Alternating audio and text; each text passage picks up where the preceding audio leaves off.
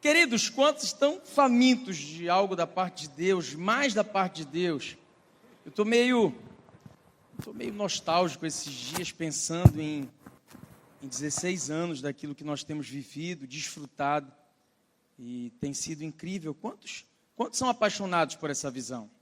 Quantos amam o que Jesus está fazendo aqui no nosso meio? Eu quero te levar a um texto que há muito tempo fala comigo. Esse texto está na segunda carta de Paulo a Timóteo, o capítulo de número 2 e o verso de número 3. É um versículo breve, mas absurdamente profundo, e que já me fez refletir tantas e tantas vezes, e me levou a esse tema da mensagem de hoje, que é: sofre comigo. É um convite que o velho apóstolo Paulo faz ao seu discípulo Timóteo. E ele diz assim, então, 2 Timóteo capítulo 2, verso 3, participa dos meus sofrimentos como um bom soldado de Cristo. Vamos orar. Pai, fala conosco. Nosso coração está ansioso para receber tudo aquilo o que os céus têm para nos entregar essa noite. Nós estamos gratos, Deus, mas queremos mais do Teu Espírito, queremos mais desse mover que o Senhor está fazendo aqui no nosso meio, em nome de Jesus. Você concorda? Diz amém. Amém. Queridos, essa carta de Paulo, você que é minha ovelha há mais tempo, você já sabe disso. Eu sou apaixonado por toda a obra do velho apóstolo, do apóstolo dos gentios, mas particularmente essa segunda carta de Paulo a Timóteo, ela mexe comigo. Ela mexe porque não só é cronologicamente a última carta que Paulo escreveu, é a última produção do apóstolo dos gentios, mas ele está dentro de uma prisão escrevendo essa carta e ele já sabe o que lhe aguarda nos próximos dias. O próprio Deus havia revelado a Paulo que ele não passaria dessa prisão, que ele haveria de experimentar a morte. E ele então escreve essa segunda carta a Timóteo, como um pai escreve a um filho, como um pastor experiente escreve a um pastor que está começando a sua jornada. Tem muito do ser humano, Paulo, nessa carta a Timóteo. Tem muito do coração do velho apóstolo. E ele escreve essa segunda carta, então, despindo completamente todo e qualquer... Tudo que poderia blindá-lo como um apóstolo, como um grande pastor, como um grande homem de Deus. Eu creio que Paulo não estava tão preocupado com isso.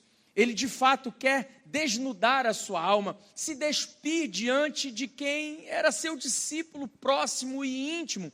E você sabe, em uma relação de discipulado, não existem ou não deveriam existir barreiras.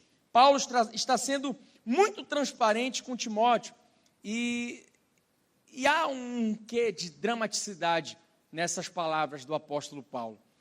E aqui no capítulo 2, do verso 2 e 3, ele faz um convite nada peculiar para a igreja dos dias de hoje.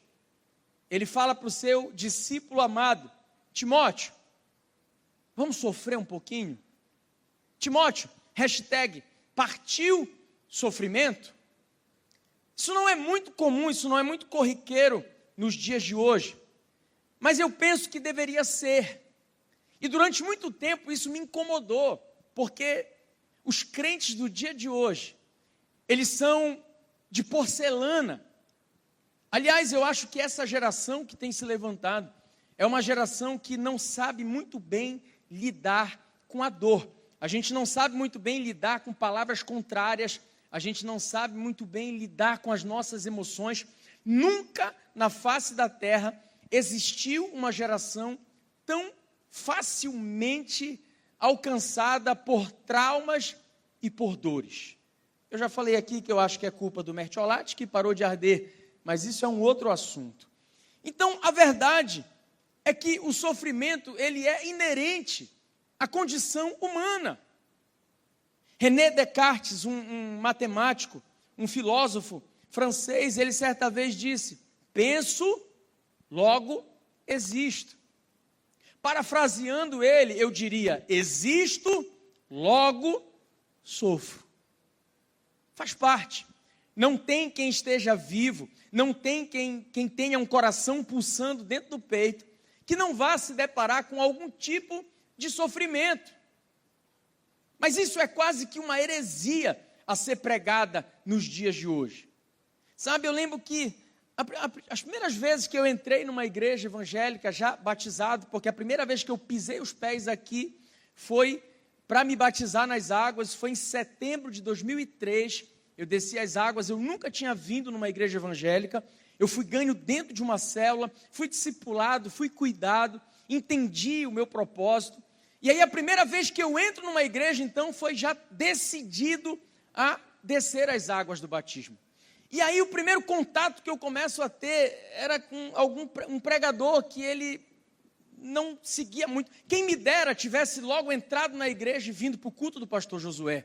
Não, eu ainda fui viver algumas outras experiências. E aquele tipo de pregação triunfalista não entrava muito no meu coração. Porque era uma pregação mais ou menos assim: diga agora, é só vitória, é só vitória. Diga sai inveja, diga sai olho gordo, diga sai e você é mais que vencedor, você é lindo de Jesus, você é maravilhoso, você... Só que eu tenho espelho em casa. Eu sabia que eu não era tão lindo e tão maravilhoso assim como aquele pastor pregava. E no primeiro momento aquilo era muito gostoso porque massageava o meu ego. Mas chegou um momento que até eu fiquei cansado dessa história de só vitória, só vitória, só vitória. Porque quando eu olhava para a minha vida, eu dizia assim, bom, ou eu estou fora do plano de Deus, ou o que ele está pregando não é tão bíblico assim. Porque a vida do crente, ela não é feita só de vitória. Quem concorda comigo? Jesus nunca prometeu que a nossa vida seria de vitória em vitória. Não, essa é a mensagem da igreja pós-moderna, que muitas vezes não te prepara para uma vida de um cristão vencedor. E ser um cristão vencedor não significa vencer todas as vezes. Ser um cristão vencedor significa permanecer, mesmo no dia em que a derrota chega. Paulo está vivendo dias difíceis dentro de uma prisão. E o convite que ele faz ao seu discípulo é: sofre comigo, participa dos meus sofrimentos. Eu lembro que uma vez andando na rua, eu conto sempre isso, eu vi uma placa com uma seta na frente de uma igreja, que dizia assim: aceite Jesus e pare de sofrer. Eu tenho ódio dessa placa até hoje, porque isso é uma mentira deslavada. É impossível parar de sofrer. Pastor, mas escutando a rádio esses dias eu ouvi que a igreja é lugar de gente feliz. Sim, eu acredito nisso, mas o que eu quero te ensinar essa noite é que até gente feliz enfrenta dias difíceis. O salmista no Salmo 30, verso 5, ele diz que o choro pode durar uma noite, mas a alegria vem pela manhã. Quantos conhecem esse texto? Quase sempre nós focamos na manhã, amém ou não? E nós declaramos isso, o choro dura a noite, mas a alegria vem pela manhã. Sim, eu creio no texto, eu creio no que está escrito, mas o que eu quero te mostrar é que uma noite de choro, ela pode demorar um pouquinho a passar. A noite para quem dorme é uma maravilha. Essa noite você chegou cansado do sunset, deitou e dormiu como uma pedra, amém ou não? Dormiu. Mas para quem está chorando, para quem está passando por uma noite difícil, não é assim tão simples de aguardar o dia amanhecer. O salmista também no Salmo 144, no verso 1, ele diz algo precioso, ele diz assim: bendito seja o Senhor, rocha minha, que treina as minhas mãos para a batalha e os meus dedos para a guerra. Então olha que precioso, olha o que o salmista está dizendo para nós: Deus não me livra da batalha. Deus não vai impedir que eu viva as minhas guerras. Deus vai me capacitar para vencê-las e para suportá-las. Você está comigo até aqui?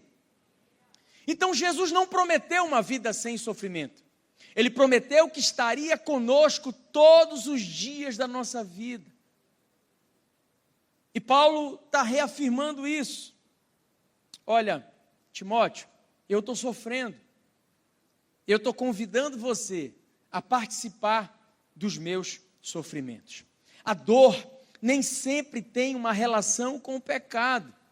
Se você conversar com um crente muito espiritual, você vai vê-lo muitas vezes dizer, se está sofrendo, tem pecado escondido. Quem já cruzou com um crente nojento desse na vida aí? Eu já cruzei.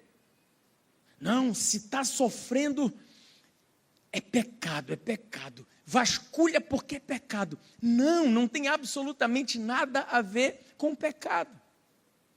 Se as dores tivessem alguma relação com o pecado, o próprio Jesus não teria sido chamado por Isaías como um homem de muitas dores. Eu quero que você entenda que mesmo antes do pecado entrar na terra, no capítulo 3 de Gênesis, a dor já existia. Caso contrário, Deus não teria dito para Eva, multiplicarei as tuas dores. Então a dor é uma condição inerente a nós. Ela faz parte. Qual o problema? Nós não sabemos lidar com a dor. Nós não sabemos lidar com aquilo que vai de encontro às nossas expectativas. Nós muitas vezes não sabemos viver contrariedade à nossa vontade. Nós queremos que Deus se amolde muitas vezes aquilo que nós esperávamos, a nossa expectativa muitas vezes antibíblica, daquilo que nós queríamos que Ele fizesse. E aí nós vamos vivendo como Elias. Há muitos crentes como o grande profeta Elias, que em um dia ele faz uma oração poderosa no alto do monte. A Bíblia diz que cai fogo do céu e consome o holocausto. Ele mata todos aqueles mais de 800 profetas que estavam ali. Um dia de glória, um dia de vitória, um dia de celebração. Ato contínuo. Jezabel fica sabendo o que aconteceu e ela manda um recado. Elias, amanhã, nesse mesmo horário, a sua cabeça vai estar cortada. E o que Elias faz? Se esconde em uma caverna. E ele entra numa DR com Deus para dizer, Senhor, basta, eu não sou melhor do que os meus pais, Deus, eu não quero mais, só eu fiquei aqui, todos se corromperam e blá, blá, blá, você conhece a história. Mas eu vejo que esse é o retrato, muitas vezes, da nossa vida. Nós vamos oscilando entre dias de glória e dias de uma tristeza profunda, que nos afasta do nosso propósito. Então, o problema não é a dor. O problema é que nós não temos competência cristã, muitas vezes, para lidar com ela. Aí a nossa vida cristã vai perdendo o sabor. Nós vamos nos sentindo cada vez mais fracassados e derrotados, quando deveríamos viver como se filhos do Deus vivo nós fôssemos, porque nós somos filhos de um Deus poderoso. Quantos filhos de Deus estão aqui hoje? Deixa eu ver, dá um brado aí.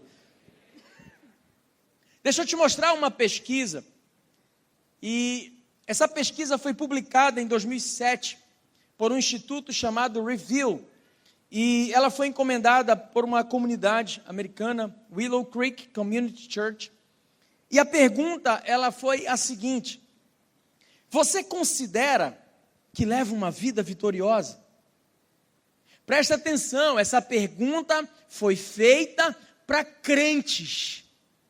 Essa pergunta foi feita para pessoas que dizem professar a fé em Cristo Jesus. O resultado dela, entre 300 mil cristãos entrevistados, apenas 11% responderam sim para essa pergunta aqui. Eu tenho uma vida vitoriosa. 11%.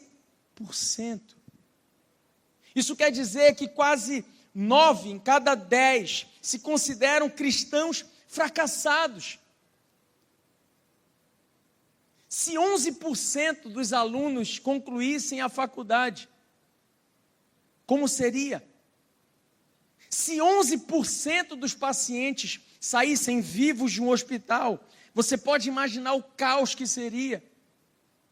Se 11% desse auditório aqui hoje dissesse acreditar que tem uma vida vitoriosa, então 89% sairia daqui com uma palavra, mas acreditando que é alguém fracassado.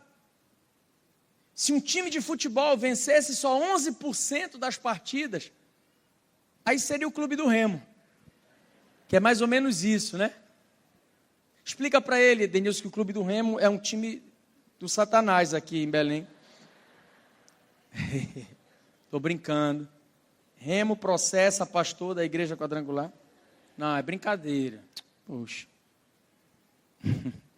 11%. Isso é resultado de uma crença que muitas vezes nós temos equivocada. De que a vida cristã, vitoriosa, ela precisa ser uma vida ausente de dificuldades. Não será. Paulo está deixando isso claro. É o apóstolo Paulo, o homem que subiu ao terceiro céu, o homem que viu coisas que não foram nem lícitas para ele compartilhar conosco. Ele está sofrendo. Então, se o sofrimento é inevitável, eu quero te dizer essa noite que há um jeito certo de sofrer. Que convite terrível. Pergunta para o seu vizinho aí, está a fim de sofrer comigo? Responde aí para ele, vai. Há um jeito certo de sofrer. Porque o apóstolo Paulo está dizendo, sofre comigo, Timóteo, mas como um bom soldado de Cristo. Ora, se o sofrimento é inevitável, compete a nós ter o discernimento bíblico de como sofrer. E essa é a minha mensagem essa noite. Eu quero que você saia daqui bacharel em sofrimentologia. Traduz aí. Estou falando umas palavras só pensando nele. Denilson está lascado tentando traduzir. Estou nem aí. Quantos querem aprender a sofrer essa noite? Deixa eu ver aqui. Você está disposto a aprender com o apóstolo Paulo? Ele dá uma aula para nós sobre como sofrer. Deixa eu te mostrar biblicamente aqui. Então, a primeira coisa que eu quero tirar essa noite para nós. Como sofrer, pastor? Primeiro, não permitindo que a dor impossibilite gratidão. Se você for para o começo dessa segunda carta, você vai ver no capítulo 1, verso 3, Paulo, ele começa dentro da prisão escrevendo assim: dou graças a Deus, a quem, desde os meus antepassados, sirvo com a consciência limpa, porque sem cessar eu lembro de você nas minhas orações noite e dia. Um preso, condenado à morte, ciente de que a sua hora chegou. E como ele começa a sua carta? Dou graças a Deus. É o mesmo Paulo que havia escrito aos Tessalonicenses, 1 Tessalonicenses capítulo 5, verso 18. Em tudo dai graças. E agora ele está vivendo isso. Ei, você que é pregador da palavra, deixa eu te dizer uma coisa. Deus vai te dar oportunidades de viver aquilo que você prega. Amém? Vai te dar oportunidade. E agora Paulo está vivendo o que ele tinha escrito a Tessalônica. Em tudo dai graças. E ele está dando graças aqui. E sabe por que ele está dando graça? Porque a graça, ela é consequência de alguém que se encontrou com a graça materializada. Ele tem gratidão porque ele foi alcançado por essa graça. E só entende de graça quem um dia precisou dela. Paulo é grato e absolutamente nada na sua vida pode retirar dele a gratidão ao Senhor por aquilo que ele já viveu. Ele não está sendo hipócrita nesse texto. Ele está sendo genuíno, ele está sendo verdadeiro. Sabe qual é o nosso problema? Eu vou dizer a você. Nós, muitas vezes, só queremos viver gratidão quando tudo na nossa vida parece ok. Nós só queremos adorar a Deus de todo o nosso coração quando nós estamos nos mais altos montes. E é impressionante como a dor tem o poder de nos sequestrar. Como o sofrimento, quando ele chega, ele consegue nos deformar e nos transformar ou deformar de adoradores em murmuradores. E é tudo o que Satanás mais quer. É ver você deformado na sua essência. Ora, ele sabe que o Pai procura verdadeiros adoradores, que o adoram em espírito e em verdade. Satanás sabe disso. O que ele quer então? Ele quer roubar quem você foi criado para ser. Ele quer deformar você. Ele sabe disso. Só que com o apóstolo Paulo não é assim que acontece. Ele começa a sua última carta dizendo: dou graças a Deus. A esse Deus a quem eu sirvo desde a minha juventude, a esse Deus a quem eu tenho servido com integridade. Esse é o problema nosso. Parece que Deus é bom ou mal, à medida em que as coisas acontecem ou deixam de acontecer na nossa vida. E quando nós agimos assim, é como se nós nos colocássemos como o centro do universo. E não somos o centro do universo. Sabe, Deus ele continua sendo bom, mesmo quando a vida não está sendo. Deus continua sendo maravilhoso, mesmo quando você teve um dia mau. Deus continua sendo bom, mesmo quando as tuas expectativas se frustraram. Esse é o maior segredo de uma vida cristã vitoriosa. Eu acredito que o Evangelho, ele nos prepara para nós aprendermos a sermos bons perdedores. Gente que a despeito da derrota, não vive como se derrotado fosse. Gente que não é deformado diante disso. E aí, por causa daquilo que nos falta, muitas vezes nós deixamos de celebrar aquilo que nós temos. Como sofrer, pastor? Não permitindo que o sofrimento transforme a minha essência de Cristo Jesus. Não permitindo que o dia mal me deforme para aquilo que a minha vida ainda vai continuar sendo. Não permitindo que a dor me impeça de ver aquilo que Deus já fez na minha vida. Sabe, uma vez eu li um testemunho do Max Lucado, e eu nunca esqueci. E ele conta num livro dele que ele estava tendo um dia muito difícil. O voo dele atrasou muitas horas. E logo chegando, ele tinha um aparelho eletrônico que caiu da mão dele, quebrou. E aí quando ele desceu no aeroporto, ele teve problema com as malas dele. Quando ele pegou o carro, ele pegou um trânsito terrível. E ele estava assim muito chateado, muito aborrecido com aquele dia. E de repente ele viu um garotinho que veio pedir dinheiro para ele. E ele conta que Deus falou ao seu coração e disse: Max, esse garotinho não tem problema com voos atrasados. Esse garoto não tem os aparelhos eletrônicos que você tem e que quebraram. Esse garoto não tem problema com as bagagens do voo. Esse garoto não tem problema com o trânsito. Será que você trocaria a sua vida pela vida de um garoto como esse? E ele conclui dizendo que muitas vezes a razão que tira a nossa paz é exatamente o problema que advém de uma bênção na nossa vida. Quem está comigo aqui? Quem está entendendo isso? Faz sentido isso no seu coração? Nós reclamamos de coisas as quais nós oramos um dia para ter. Nós reclamamos, nós nos queixamos de bênçãos que nós recebemos. Ei, deixa eu te dizer algo, tem pessoas orando exatamente hoje para ter algo na vida que você tem e que muitas vezes você não valoriza. Por quê, pastor? Por causa do dia mal, por causa daquilo que não chegou, você deixa de celebrar aquilo o que Deus já te deu. Eu contei uma história aqui há não muito tempo, eu vou repetir hoje.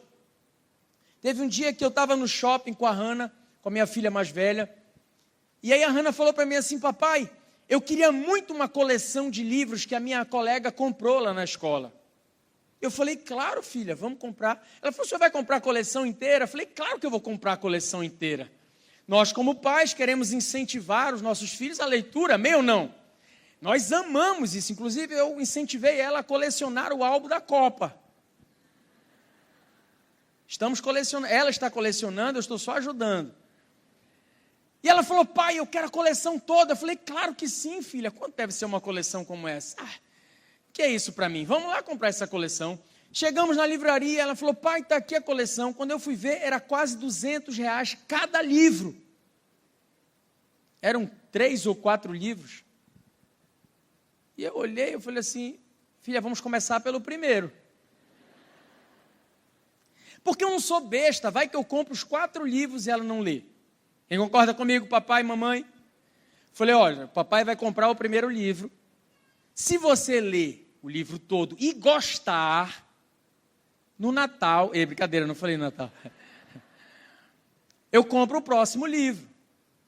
E fiz assim, comprei o livro, dei o livro para ela de presente, e o que você acha que ela fez? Ela emburrou a cara, ela fechou a cara, botou o livro debaixo do braço, e ela ficou o passeio todinho do shopping chateada, bufando, reclamando. E a Hannah é muito boa de mostrar para a gente que ela está chateada. Te amo, filha. Você está rindo da Hannah, mas deixa eu jogar para você agora. Você, muitas vezes, é uma criança emburrada nos passeios da vida, porque não te deram todos os livros que você queria. Ao invés de celebrar o primeiro exemplar que Deus já te deu, que o seu pai já te deu, você perde o passeio por conta daquilo que te falta. Nós somos assim. O que nos falta parece ter mais força em nós, nos roubar a gratidão. Paulo está dizendo: eu dou graças. Esse Deus é maravilhoso. Mesmo eu estando preso, mesmo eu estando nos últimos dias, eu preciso que todo mundo saiba que o meu Deus é maravilhoso, que eu sou grato ao meu Deus. Isso é um estilo de vida. Vencedor é quem sabe perder e manter a dignidade, porque eu creio que a felicidade verdadeira, ela não está vinculada à necessidade de resultados. Então, a nossa fé precisa estar dissociada de qualquer tipo de resultado. Sabe, tem projetos seus, desculpa eu te dizer assim na lata, mas tem projetos seus que não vão acontecer. Tem planos seus que talvez não estejam linkados aos planos de Deus. Tem coisa que não vai acontecer. A pergunta é: você vai se manter feliz com Jesus? Ou você vai fazer becinho para Ele? E se não acontecer? E se não chegar? E se o céu te entregar um não? Como você reage a isso? Sabe, tem muita coisa. Se você parar para fazer uma análise da sua vida, você vai perceber que você tem muitos motivos hoje para ser como o apóstolo Paulo e dizer: eu estou sofrendo, mas eu dou graças a Deus. Muitos motivos. Poxa, que porcaria, pastor. Hoje foi pão com manteiga lá em casa. Poxa, pastor, hoje só tinha ovo, arroz e feijão. Que porcaria. Vai falar isso para quem está lá na Etiópia. Esses dias eu escutei alguém no trabalho falando assim: poxa, que droga de astigmatismo, essa porcaria, eu não aguento mais esse óculos. Eu falei para ele: vai dizer para quem é cego. Percebe isso? Nós estamos reclamando de coisas que são o sonho de algumas pessoas. Mas Paulo não, ele sofre, mas o sofrimento não o impede de ter gratidão a Deus. Como sofrer, pastor? sofra, não permitindo que o sofrimento retire o amor que há em você. Olha como Paulo se refere a Timóteo no verso 2 do capítulo 1. Ao amado filho Timóteo, que graça, misericórdia e a paz da parte de Deus, Pai e de Cristo Jesus, nosso Senhor, estejam com você. Ao amado filho Timóteo. Paulo sofre, mas ele não impede que o amor continue fluindo através da sua vida. Paulo está sofrendo, mas ele consegue ter amor no seu discurso e se referir a Timóteo como meu amado filho. Acredite, tem muita gente vivendo problemas, talvez muito piores do que os seus problemas, mas seguem amando. O mal é que nós acreditamos quase sempre que nós temos razão para estarmos amargurados. Nós acreditamos que, temos esteio em viver uma vida chateada com Deus. E deixamos de fluir esse amor. Entenda algo, minha ovelha, nenhuma dor faz residência em um coração disposto a amar. Nenhuma dor. A dor chega, mas se ela encontra em você alguém disposto a produzir amor, ela não fica, ela não permanece. Olha o que Deus fala à igreja de Éfeso em Apocalipse 2, versos 2 a 4. O Senhor diz assim: conheço as obras que você realiza, tanto o seu esforço como a sua perseverança. Eu sei que você não pode suportar os maus e que pôs à prova os que se declaram apóstolos e não são, e descobriu que são mentirosos. Você tem perseverança, você suportou provas por causa do meu nome sem esmorecer. Tenho, porém, uma coisa contra você, é que você abandonou o seu primeiro amor. Você já imaginou isso? Deus dizer para você algo assim: eu tenho algo contra você. Há algo na sua vida, há algo no seu cristianismo que tem incomodado o meu coração. Você não tem amado como eu queria. Então esse texto me mostra e me ensina que mais importante do que aquilo que nós estamos fazendo é o que nos motiva a fazer o que nós estamos fazendo. Amém ou não? Deus está olhando para o nosso coração, porque Ele começa dizendo para a igreja de Éfeso: eu sei que vocês têm arrebentado, eu sei que vocês têm feito muita coisa, mas tem um problema. Quando eu olho para dentro de vocês, eu percebo, vocês não estão amando como eu queria que vocês amassem. O seu amor não é mais o mesmo. Então, como sofrer, pastor? Não impossibilitando que o amor continue fluindo através da sua vida. Amém ou não? Como sofrer, pastor? Não permitindo que a dor afete a tua memória. Olha o que ele diz nos versos 4 e 5. Eu lembro das tuas lágrimas, e eu estou ansioso por ver você, para que eu transborde de alegria. Timóteo, eu lembro da tua fé sem fingimento. Paulo está no dia mau, Paulo está sofrendo, mas ele está dizendo para Timóteo: Timóteo, o que tem permeado a minha mente é a tua fé, Timóteo. Timóteo, no dia mau, eu estou me lembrando de tudo que nós já vivemos, Timóteo. Timóteo, no dia mau, eu estou credenciado por uma fé que pode olhar para o meu passado e me permitir projetar um futuro, Timóteo.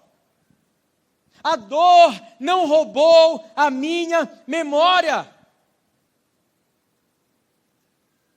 O bom pensamento quase sempre cai no nosso esquecimento. O trauma parece ter muito mais força na nossa vida do que as experiências que nós já vivemos em uma vida com o nosso Deus poderoso. Paulo se apega, Paulo faz aquilo que Jeremias escreveu em Lamentações, capítulo 3, verso 21. Eu quero trazer à memória aquilo o que produz esperança. Eu quero encher os meus pensamentos a respeito do Deus que eu tenho, do Deus que eu sirvo, do Deus que eu sei é poderoso. Sabe, quando Davi se dispõe a enfrentar Golias, sabe o que permeia o pensamento dele? Ele diz, eu já venci lá atrás, eu já enfrentei o urso, eu já enfrentei leão, eu sei que Deus já me deu a vitória, e Ele vai me dar uma nova vitória sobre esse filisteu. Não vá enfrentar os seus adversários, sem lembrar do Deus que sempre foi fiel com você no teu passado. Não vá para as batalhas em Jericó, sem antes lembrar das promessas que foram feitas à margem do Rio Jordão. Lembra? Eu serei contigo, seja forte, seja corajoso.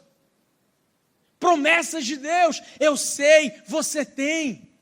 Eu não sei para quem eu estou pregando especificamente essa noite, mas o que eu sei é que o teu Deus, Ele quer lembrar você de onde Ele te tirou, daquilo que Ele já fez e o que Ele já fez, credencia você a olhar para frente e ter a convicção de que Ele ainda é o mesmo Deus da sua vida. Paulo está dizendo, Timóteo, eu me lembro, eu ainda lembro da sua fé, Timóteo. Eu ainda lembro de tudo que nós vivemos, Timóteo. Eu estou edificando um altar, não só de holocausto, mas um altar de memória. Foi exatamente o que Samuel fez, quando Deus dá uma vitória, 20 anos de derrota para os filisteus.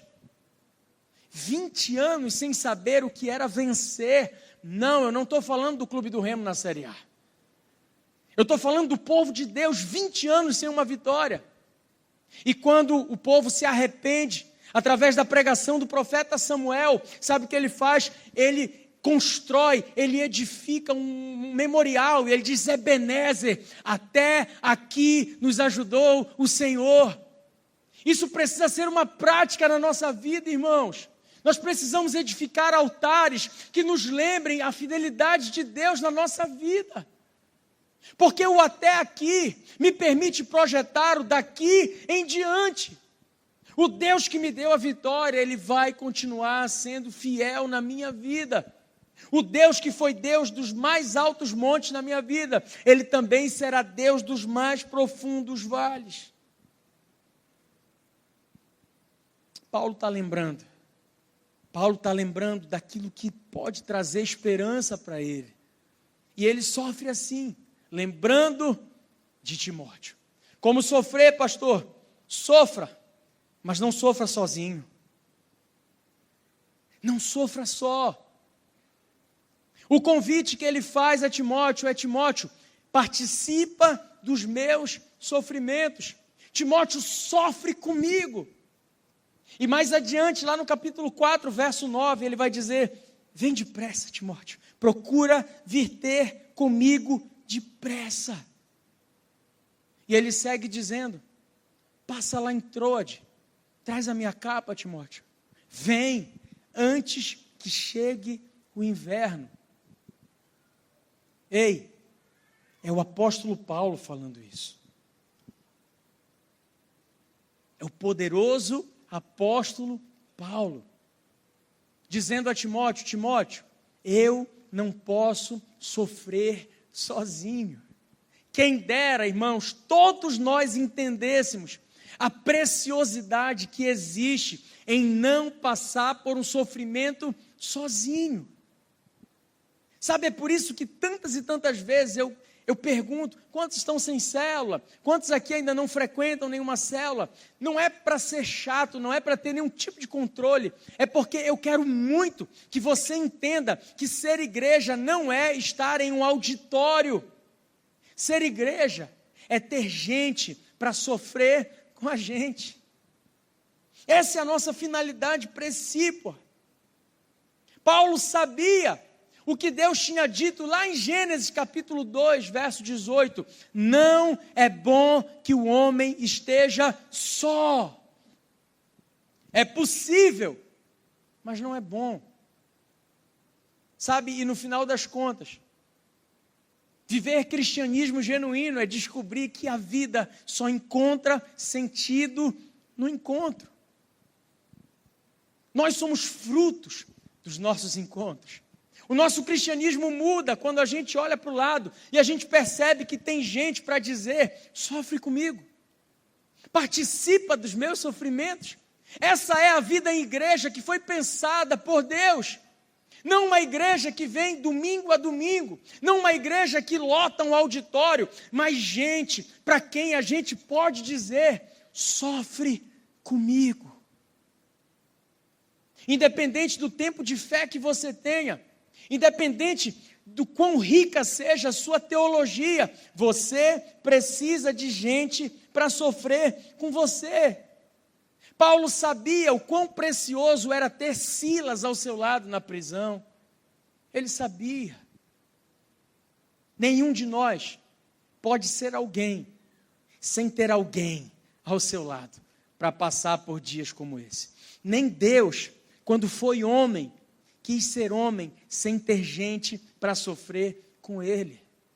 É poderoso falar de Jesus operando milagres, ressuscitando mortos, curando enfermos, andando sobre as águas, mas eu quero te dizer que existe um Jesus que no dia da dor olhou para Pedro, Tiago e João e disse: gente, a minha alma está angustiada até a morte, sofre comigo. Jesus sabia da importância de ter gente para adentrar no Getsêmani com ele. Eu quero te ensinar algo precioso: não enfrente os Getsêmanes da sua vida sozinho. Não enfrente. Porque em Eclesiastes capítulo 4, verso 9 está escrito: é melhor serem dois do que um, porque dois vencem batalhas que um facilmente perderia. Por mais imponente que seja a tua fé, ela não pode ser vivida sozinha. É Davi, o grande rei de Israel, vitorioso nas suas batalhas, que havia derrotado um gigante, Golias. Você conhece a história. Em um dia, ele está no campo de batalha, e a Bíblia diz que ele está enfrentando agora o descendente de um gigante. Esse descendente de gigante, chamado Ibis-Benob, ele se dá bem na sua luta. O texto diz que Davi cansou. Quem acreditaria que o rei Davi precisava de ajuda em uma batalha com um descendente de gigante? Golias era 3 vezes maior do que Ibis-Benob, mas Davi cansa. Eu não sei que tipo de sinal Davi demonstrou esse dia. O que eu sei é que havia um homem chamado Abissai perto dele. O texto diz que Abissai, vendo o cansaço de Davi, entrou no campo de batalha e derrotou aquele gigante. E disse para ele: rei, nunca mais você vai sair a peleja. A partir de agora, as suas pelejas são nossas, para que não se apague a lâmpada de Israel. Sabe, nós precisamos de gente assim, que esteja tão próxima de nós, que seja apta a enxergar os nossos cansaços. E talvez eu não esteja falando de você, liderado. Talvez eu esteja falando do teu líder. Talvez você nunca pensou que Davi perderia uma batalha. Mas quem sabe, tudo o que o teu líder precisa é de alguém para no dia mau chegar junto dele e dizer: eu estou aqui para a gente sofrer junto. Pode contar comigo, porque eu sei, está escrito em Provérbios 17:17, que o amigo ama em todo tempo, mas na hora da angústia surge o irmão. Gente que tem o mesmo entendimento que Eliseu teve, quando olhou para Elias e disse: olha, nem pensa que eu vou te deixar. nem insta para que eu te deixe, porque aonde você for, eu vou também.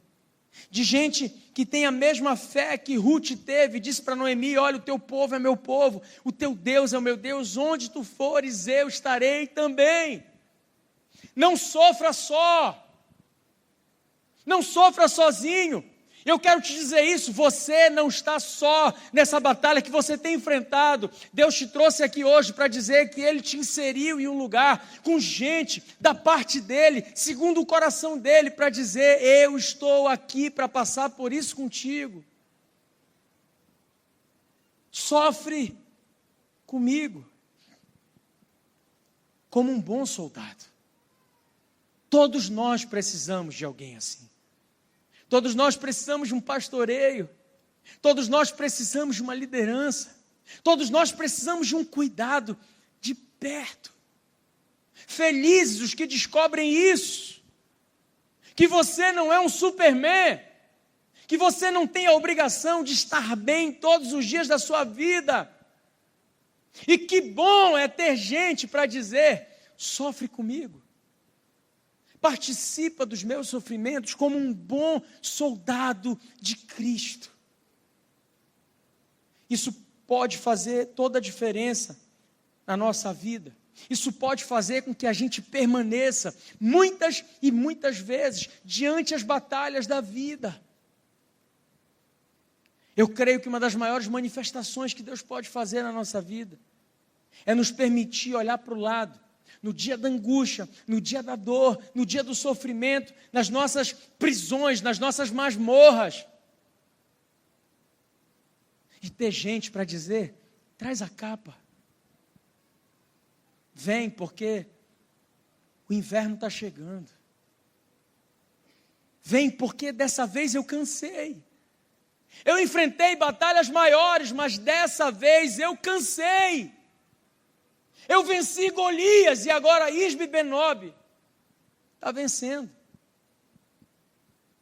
O que seria de Davi sem um Abissai, que estava tão junto, que conseguiu perceber o cansaço e a dor de um líder? Ei, discípulo, você não tem noção do quanto que um discipulador precisa de alguém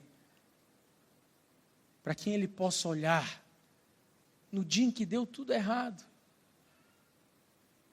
e dizer para ele: eu estou aqui. Sabe, eu já contei essa história também outras vezes, mas teve um dia, teve uma célula da Refúgio que deu uma pessoa só. E eu tinha preparado uma noite incrível. Eu tinha decorado com balão, eu tinha comprado lanche, eu convidei muita gente. Eu estava empolgado para fazer célula aquela noite. A célula estava marcada para as 7, e deu 7, e só tinha uma pessoa. Eu falei: vamos esperar, o pessoal está chegando, muita gente confirmou. Deu 7h10, ninguém. 7h15, ninguém.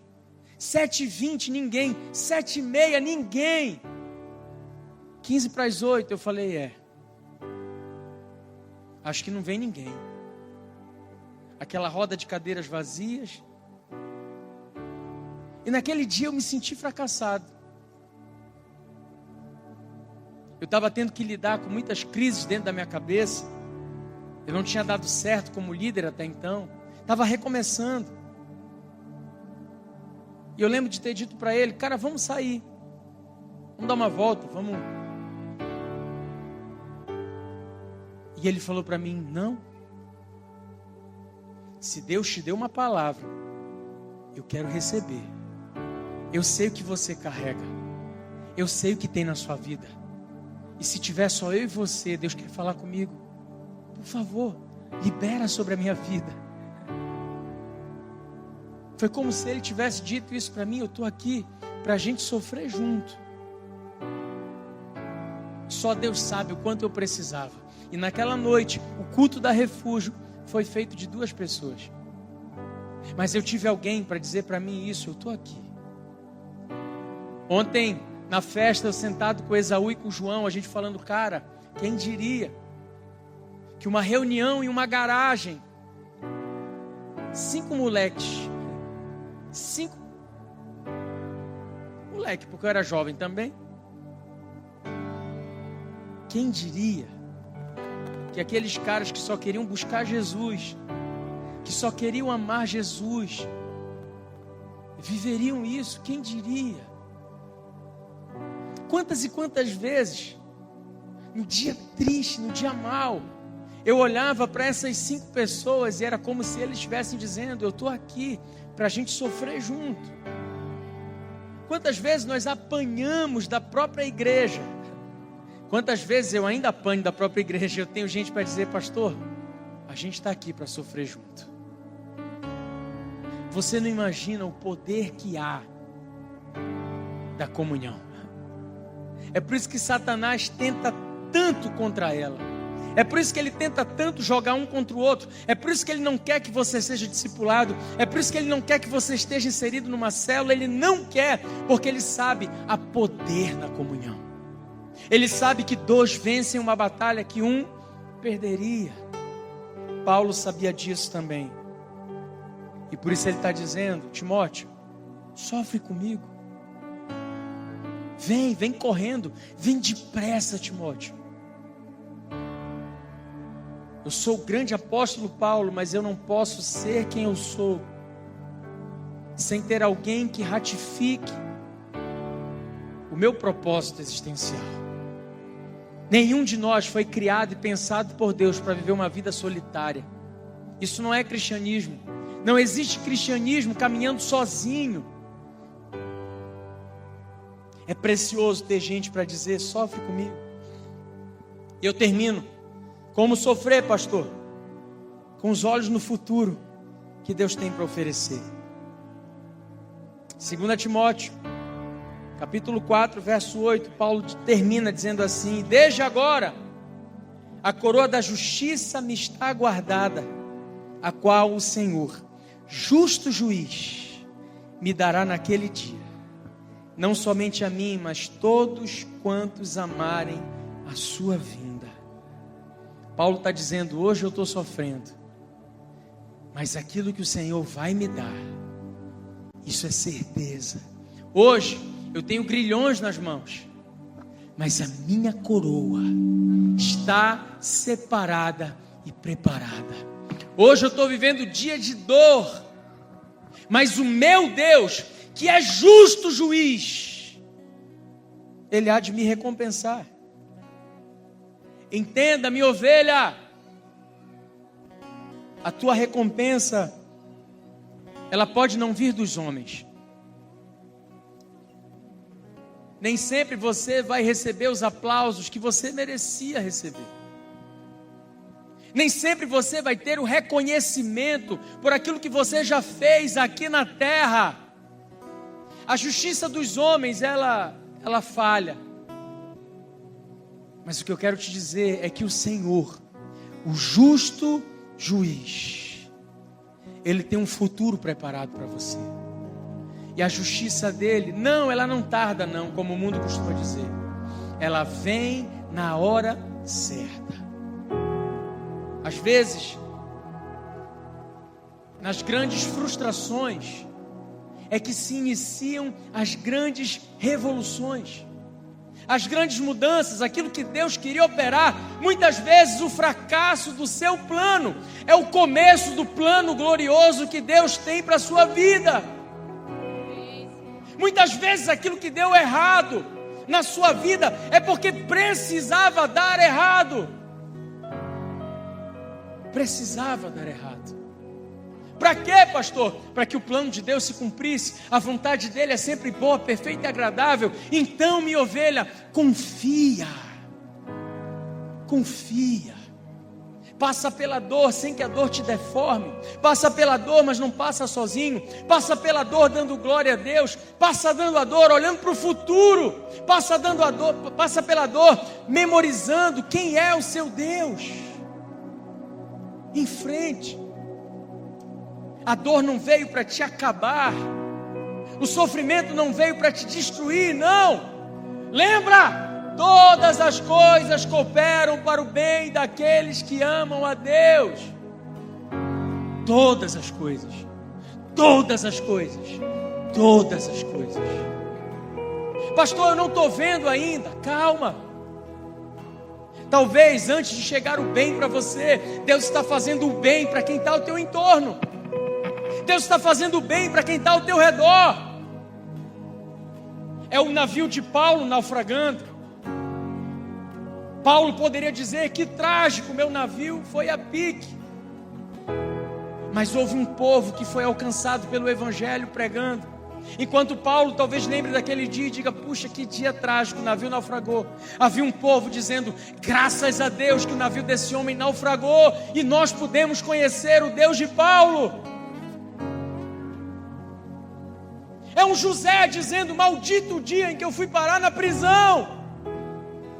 E um prisioneiro dizendo: bendito o dia que esse homem cruzou o meu caminho. Aleluia. É Davi dizendo: que trágico o dia que eu tive que deixar o palácio. E um grupo de valentes rejeitados dizendo: louvado seja o Deus de Davi pelo dia em que ele veio ter conosco aqui. Ei, todas as coisas cooperam para o bem.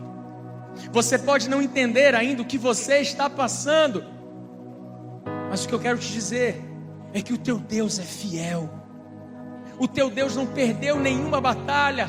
De Gênesis a Apocalipse, Ele é fiel. E a boa obra que Ele começou na sua vida, Ele vai terminar. Então passe pelo sofrimento de um jeito diferente, crente. Confunde o diabo hoje, porque ele achou que você vinha para cá com a cara azeda e amargurada, e de repente você está aí cheio de vontade de dizer: Deus, deu tudo errado, mas eu te glorifico essa noite, Jesus. Eu te dou graças, eu te louvo, Jesus. Aleluia! Tem coragem de dar um aleluia na cara de Satanás essa noite? Tem coragem de abrir a boca e dizer: Deus, eu te dou glória. Fique de pé no seu lugar. Fique de pé no seu lugar, com um coração grato, com um coração cheio de alegria por aquilo que Jesus está fazendo. Eu quero declarar que Ele já está fazendo na sua vida, meu irmão. Ei, não sofra só. Não sofra só. Deus levantou gente para sofrer com você. Eu quero orar por você hoje. Pastor, eu sinto que essa palavra é comigo. Jesus está falando ao meu coração hoje. Eu estou passando pela dor, mas eu quero passar pela dor glorificando a Deus. Eu estou passando pela dor, mas eu quero trazer à memória o que traz esperança. Eu estou passando pela dor, mas eu quero declarar que a minha fé em Cristo Jesus está mais fortalecida do que nunca. Por favor, fala para alguém aí perto de você: sofre comigo, sofre comigo. Você precisa hoje ter um encontro com Jesus. Pede para alguém te trazer aqui hoje. Não, hoje não é dia de vir sozinho aqui, não. Vem com alguém. Fala para essa pessoa: eu estou aqui. Eu estou aqui para sofrer com você. Você não vai sofrer só. Você não vai sofrer só. Porque Jesus me levantou para sofrer com você. Eu estou aqui. Eu estou aqui. Eu estou aqui.